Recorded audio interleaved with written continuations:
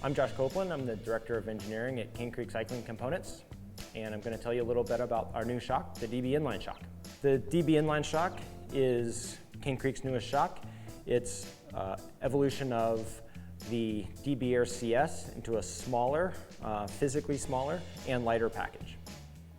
So just like other double barrel shocks, it has four-way independent adjustment. It has high-speed compression, low-speed compression, low-speed rebound right here, and high-speed rebound. Also, it has the climb switch. So for situations other than climbing, leave the climbing switch where it is, and when pointed uphill, turn the climbing switch on. So the DB Inline is made for an aggressive trail rider, one that wants to exploit the hidden potential in their trail bikes. So bikes 120, especially like a 120 29er, 130, 27.5, and so forth, and the more common 140 bikes. Those bikes have a lot of capabilities that are hidden by current suspension products, and this will sort of uncork that potential. So at some cutoff though, it makes more sense to go with a shock that's even better at heat management than this, although this will be the best heat managed shock in its category. But sort of top to bottom garbanzo runs, you're probably looking at a DBAir CS shock. Certainly in the Alps, it makes a lot of sense. Whereas this is more suited to up and down riding, but where you still want to shred. So just like the DBAir CS shock, the CS lever adjusts low-speed compression and low-speed rebound damping simultaneously to give you an optimum damping level for climbing. But in the inline shock, it's a little bit firmer than it has been in the DBAir CS shock, mainly because of application of bikes. Those bikes are going to be climbed obviously every time they ride. And we found that most riders want a little bit firmer feel, both in rebound and compression, than when you move into a slightly bigger bike. It's a full twin tube shock, just like all other double barrel shocks, which means that there is two concentric tubes in the damper housing, meaning we get way more oil flow through these adjusters than you would in a monotube shock to allow the shock to retain the adjustability that Cane Creek shocks are known for. Furthermore, since the damping is happening up here in the top of the shock, the heat is exchanged to the environment very readily, keeping the shock operating at a lower temperature and decreasing the fade.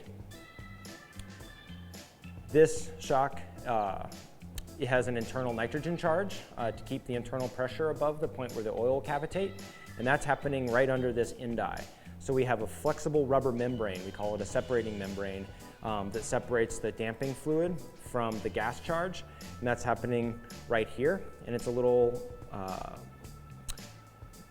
like a plate of rubber that bows up as the shock compresses and then returns to its original position as the shock extends. Furthermore, this is an air shock, just like the DBAir CS shock. So air is added, obviously, to get your correct sag. The volume of the air can be easily adjusted by adding a volume spacer inside this outer air can, and it has an auto-charging negative spring to keep the settle off the top, regardless of your inflation pressure. So the DB Inline shock is obviously the smallest shock that Cane Creek makes. It's tailored for the 120 to 150 bikes, so it'll be able to hit a huge variety of bikes.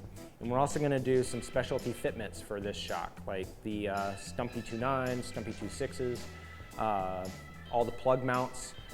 Even this end eye will fit almost any existing clevis mount, so Ibis Ripley's, the pivots, bikes that use the bridge around the seat tube to actuate the shock. All DB inline shocks come with a little plate here where it's marked the low speed compression and low speed rebound damping. We will have a remote for this shock, bar mounted remote. This plate comes off and a remote will bolt right on. That should be available later summer 2014. The air valve is adjustable 360 degrees. You can put it wherever you want to prevent any frame clearance or just preferences if you prefer to inflate from the drive side or non-drive side.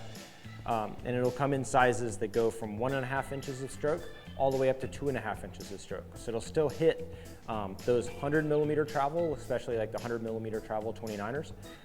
They're set up a little bit more aggressively, up through sort of what we're more familiar with, the 2-inch and 2.5, 2.25 inch stroke shocks at the 140 and 150 level.